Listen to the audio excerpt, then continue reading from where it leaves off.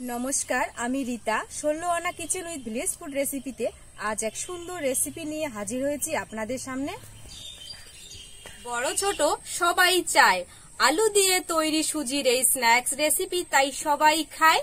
আজকের এই সুন্দর স্ন্যাক্স রেসিপির জন্য আমি এখানে কাঁচা লঙ্কা, জিরে, চিলি ফ্লেক্স, সর্ষে, চিনি, সুজি, লবণ, সাদা তেল সবকিছু এখানে সাজিয়ে নিয়েছি।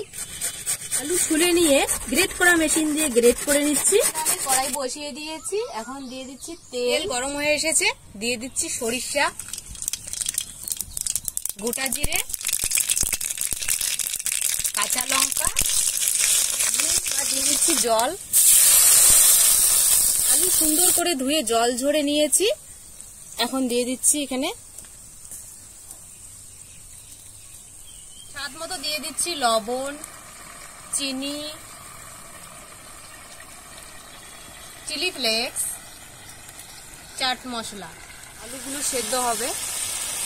এখন দিয়ে দিচ্ছি সুজি। সুজি দিয়ে ভালো করে নাড়তে হবে। আবারও দিয়ে দিচ্ছি।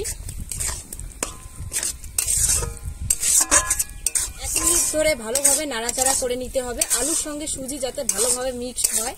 একদম হালকা আছে, রুটির যেরকম ডো তৈরি হয় ঠিক সেই রকম ভাবে আমি ডো বানিয়ে নিচ্ছি। উনান থেকে নামানোর পর একটা থালায় এইভাবে একটা রুটির মতন করে নিয়েছি। এখন এটাকে আমি একটা ছুরির সাহায্যে সুন্দর করে পিস পিস করে কেটে নিব। বরফির আকারে পিস পিস করে নিব। আপনাদের যেমন খুশি আপনারা করতে পারেন।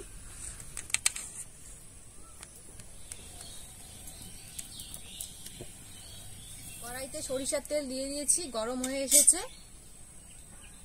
এখন ডিজাইন করে রাখা বরফির মতো সাইজ দিয়ে দিচ্ছি, ভেজে নেব। এপাশ ওপাশ সুন্দর করে ভেজে নিতে হবে, লাল লাল করে।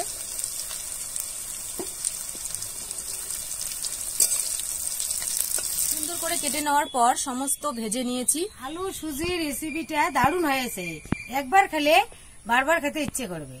ভালো হয়েছে, সেই টেস্টি।